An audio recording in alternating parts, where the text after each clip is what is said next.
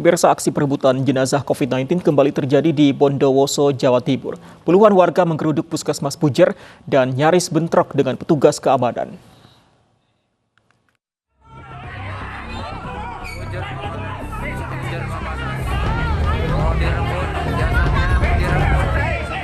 Belum tuntas kasus perebutan jenazah COVID-19 di Bondowoso, kasus serupa sudah kembali terjadi. Perebutan jenazah kali ini terjadi di Puskesmas Pujer. Aksi dilakukan oleh keluarga dan puluhan warga asal desa pasien yang meninggal. Jenazah yang berdasarkan tes swab antigennya dinyatakan reaktif dibawa pulang oleh warga menggunakan mobil bak terbuka. Sejumlah petugas keamanan dan tenaga kesehatan berupaya menghalangi aksi ini, sehingga sempat terjadi aksi dorong dengan warga.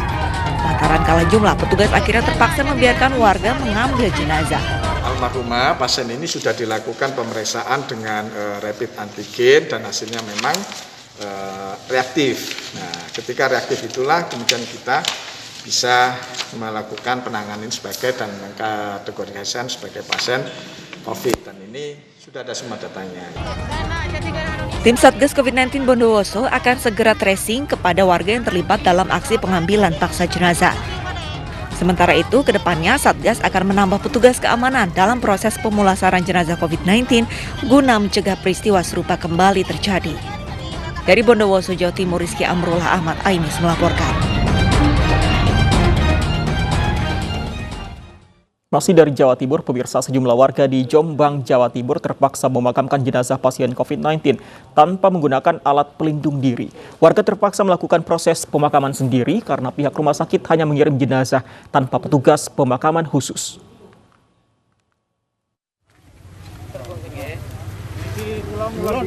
Tanpa alat pelindung diri, sejumlah warga desa Candi Mulyo, Jombang, Jawa Timur melakukan proses pemakaman Jawadi, pasien COVID-19 yang meninggal dunia di RSUD Jombang akibat COVID-19. Warga terpaksa melakukan pemakaman karena jenazahnya hanya diantar sebuah ambulans dan seorang sopir. Perangkat desa setempat menyatakan aksi warga dilakukan spontanitas untuk membantu sopir ambulans yang datang seorang diri. Ya, kita mencoba untuk memberikan APD kepada warga, hand sanitizer, masker. Cuman waktu itu kan kejadiannya datangnya mendadak, akhirnya ya, seadanya warga hanya pakai masker dan sarung tangan saja. Pak, itu apa sudah ada surat resmi dari RSUD positifnya, Pak? Ada surat resmi ada.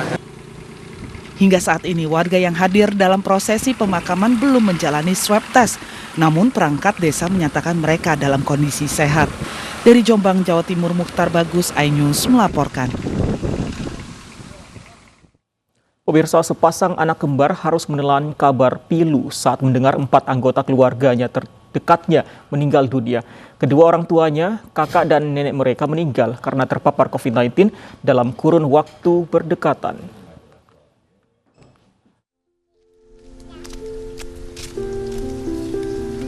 Bingung, sepi, kosong.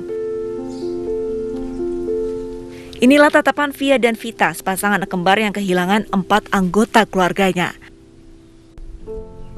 Tatapan nanar kedua anak ini sungguh menyayat hati. Pasalnya saat mereka ada di pondok pesantren tempat mereka menimba ilmu, kedua orang tuanya, kakaknya, dan neneknya meninggal dunia karena terpapar COVID-19. Dirawat, terus selang semalam kakak saya meninggal, terus selang semalamnya lagi ibunya, terus kedua anaknya shock, langsung saya bawa ke rumah sakit.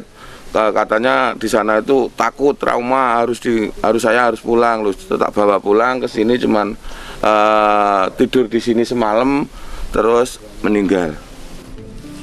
Pemerintah setempat segera memberikan pendampingan dan bantuan agar anak-anak ini tetap memiliki semangat menjalani masa depan walaupun sudah tidak memiliki orang tua. Untuk menyapa para warga, baik yang isoman maupun terutama anak-anak yang kehilangan orang tuanya karena terkena COVID ini, supaya mereka merasa bahwa mereka tidak sendiri, tetapi kita bisa bersama-sama dengan tetangga kita, dengan saudara kita, seperti itu.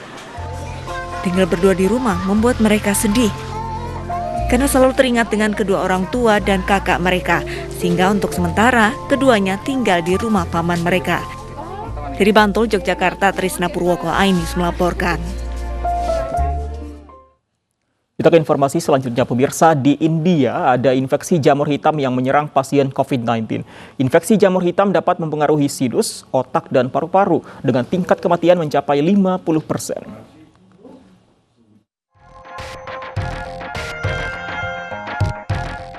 Jamur hitam atau mucormycosis adalah infeksi yang disebabkan oleh paparan jamur mukor yang biasa ditemukan di tanah, tanaman, pupuk kandang, serta buah dan sayur yang membusuk.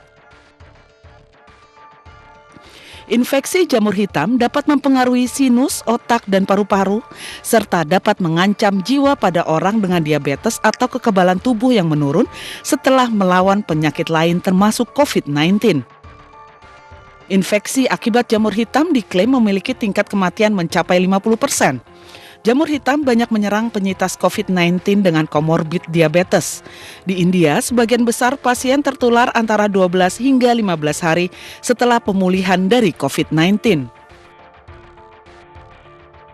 Dikutip dari cdc.gov, gejala pasien yang alami infeksi dari jamur hitam pada sinus dan otak meliputi pembekakan wajah satu sisi, sakit kepala, hidung atau sinus tersumbat, lesi hitam di batang hidung atau bagian dalam mulut bagian atas yang dengan cepat menjadi lebih parah, demam.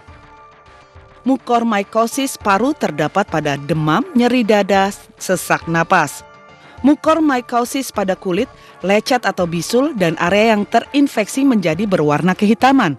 Gejala lain termasuk rasa sakit, kehangatan, kemerahan yang berlebihan, atau pembengkakan di sekitar luka. Cara mencegah kita terhindar dari jamur hitam adalah gunakan masker jika Anda mengunjungi lokasi konstruksi berdebu, memakai sepatu, celana panjang, baju lengan panjang, dan sarung tangan saat menangani tanah atau berkebun, lumut, atau pupuk kandang. Pertahankan kebersihan pribadi termasuk mandi scrub secara menyeluruh. Ketika imunitas tubuh turun, risiko terkena jamur hitam meningkat. Pasien COVID-19 bisa terhindar dari infeksi jamur hitam dengan mengendalikan kadar gula darah atau status diabetesnya. Tim iNews melaporkan.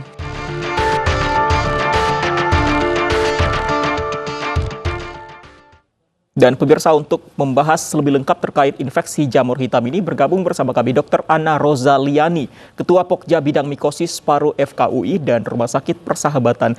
Selamat siang Dr. Ana. Selamat siang Mas Fandi. Dokter, kalau semoga sehat ya. Alhamdulillah sehat dokter, selalu sehat juga untuk Dokter Ana. Dokter, kalau tidak salah infeksi jamur hitam ini juga sudah pernah ada di Indonesia jauh sebelum pandemi. Kalau tidak salah, apa sebenarnya jamur hitam ini, infeksi ini Pak Dokter? Baik, betul tadi uraiannya sudah cukup lengkap ya yang dari iNews, tim iNews sampaikan. Tetapi sebelum kita bicara lebih jauh tentang black fungus atau jamur hitam ini, mari kita luruskan dulu istilah yang sebetulnya kalau dalam ilmu mikologi atau ilmu jamur ada yang kurang tepat ya. Jadi infeksi black fungus yang identik dengan mucormycosis ini sebetulnya disebabkan oleh jamur Mucormycetes. Nah, jamur ini sebetulnya bukan murni jamur hitam atau Dematiaceae, tetapi orang awam menyebutnya black fungus atau jamur hitam untuk memudahkan barangkali mengingat ya bahwa kelainan yang disebabkan oleh Mucormycetes ini atau mucormycosis ini menyebabkan jaringan yang terinfeksi itu mengalami nekrosis atau kematian jaringan ya akibat invasi jamur ke pembuluh darah utama sehingga jaringan yang mati itu kemudian menjadi kehitaman. Nah, itulah yang disebut sebagai black eschar sehingga orang melihat awalnya itu sebagai jamur hitam. Dan sebetulnya di Indonesia kita sudah menemukan beberapa kasus ya jauh sebelum COVID ataupun juga di masa COVID kita ada beberapa laporan kasus. Nah, hanya saja yang paling banyak ditemukan sama dengan di India, Mas Fandi, kasusnya kebanyakan rhinocerebral mucormycosis, jadi di bidang THT ya, gitu. Kalau penyebabnya kondisi seperti apa yang bisa menyebabkan pasien terinfeksi black fungus ini, dokter? Baik, jadi yang jelas biasanya infeksi jamur sistemik atau infeksi jamur ke seluruh tubuh itu muncul apabila sistem kekebalan tubuh kita menurun, ya. Apakah karena penyakit berat yang sudah berlangsung lama, atau juga contohnya infeksi COVID derajat berat atau kritis. Nah, pada kondisi daya tahan tubuh yang menurun itu, sistem kekebalan tubuh menjadi tidak sempurna untuk melawan mikroorganisme yang masuk, khususnya si mucormycete ini, golongan jamur mukor. Nah, sehingga kondisi itu juga menjadi pintu gerbang yang mempermudah jamur ini masuk ke dalam tubuh. Selain itu, kita juga melihat faktor risiko, ya, faktor risiko yang sering ditemukan pada pasien-pasien mucormycosis ini, terutama adalah berkaitan dengan kondisi kadar gula darah yang tidak terkontrol, misalnya diabetes mellitus, terutama pada kasus ketoasidosis, ya, ketoasidosis diabetes, atau pada pemberian kortikosteroid dosis tinggi dalam jangka waktu yang cukup panjang, seperti yang terjadi pada kasus-kasus COVID derajat berat sampai kritis yang kita juga kadang memang harus memberikan steroid untuk mengatasi peradangan hebat yang terjadi di seluruh tubuh. Bagaimana dengan faktor usia, dokter? Apakah mungkin faktor usia lanjut misalnya pada pasien COVID lebih rentan terinfeksi black fungus ini? Betul, faktor usia juga menjadi penentu, ya, karena usia lanjut atau geriatri membuat sistem kekebalan tubuh kita juga menjadi melemah, ya, dibandingkan dengan orang dewasa sehat. Tetapi kita juga melihat golongan lain, yaitu golongan neonatus atau misalnya bayi prematur yang juga sistem kekebalannya belum terbentuk dengan sempurna. Nah, tetapi lebih dari itu tentu saja kita perlu menelisik, ya, faktor risiko tertentu, apakah mungkin ada penyakit kronik yang lain. Kadang juga kita perlu melihat, ya, ada kadar besi yang tinggi di dalam darah kita sebagai refleksi peradangan hebat akibat infeksi, dalam hal ini misalnya COVID-19. Oke, dokter, pasien COVID-19 di India ini sudah dilaporkan terinfeksi black fungus atau jamur hitam ini. Nah, sementara di Indonesia, dokter, sudah pernah ditemukan jauh sebelum pandemi. Ini bukan untuk menakuti pemirsa, tapi untuk lebih waspada, dokter. Apakah mungkin dengan kondisi saat ini, black fungus ini ditemukan pada pasien COVID-19 di Indonesia? Betul. Mas Fandi, kita sebetulnya mendapat pelajaran yang berharga dari India. Dan kalau kita lihat dari sisi demografi, kemudian kebiasaan penduduk, barangkali, ya, kita agak mirip dengan India.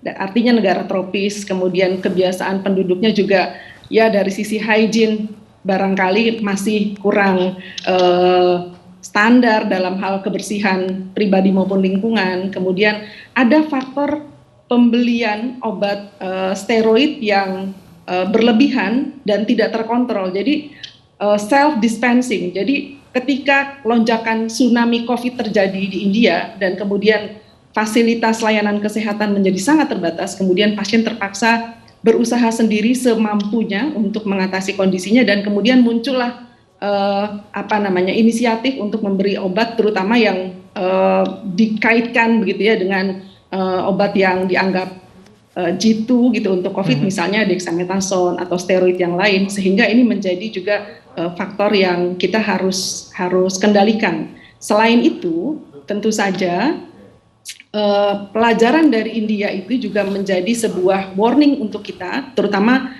kalau di rumah sakit untuk teman-teman medis, ya, yang menangani kasus-kasus pasien ini, untuk segera melakukan tata laksana atau pengendalian kadar gula darah yang tidak terkontrol pada pasien diabetes akibat infeksi COVID-nya sendiri ataupun akibat obat-obatan yang diberikan. Kemudian kita juga perlu melihat ada berbagai faktor lain, termasuk juga steroid, kemudian infeksi yang juga memperburuk kondisi status imunitas atau daya tahan tubuh pasien, sehingga kemampuannya untuk melawan infeksi jamur juga menjadi lebih lemah, ya. Memang pernah ada semacam mungkin ini isu, ya, bahwa penularannya itu dari air humidifier. Jadi dari pelembab udara yang ada menjadi sumber oksigen, ya, sumber oksigen sentral itu kemudian kan ada pelembabnya. Tapi kontaminasi yang disebabkan oleh jamur mucormycosis itu pada air yang terkontaminasi di rumah sakit itu juga masih menjadi penelitian. Kalau begitu, Sehingga yang kalau kita begitu perlu penyebarannya lewat waspadai. apa, Dok? Kalau begitu penyebarannya lewat apa, dokter, Nah, sebenarnya? terutama jamur ini sebetulnya menyebar melalui udara. Jadi transmisinya yang pertama itu melalui saluran napas atau kita inhalasi, ya, itu masuk ke dalam saluran napas atas. Kemudian karena ukurannya agak besar, dia kadang menyangkut ya dalam tanda petik di saluran napas atas, misalnya di rongga sinus dan sebagainya. Apabila lolos dari pertahanan saluran napas atas, jamurnya kemudian melanjutkan perjalanan ke saluran napas bawah, paru dan organ-organ yang lain.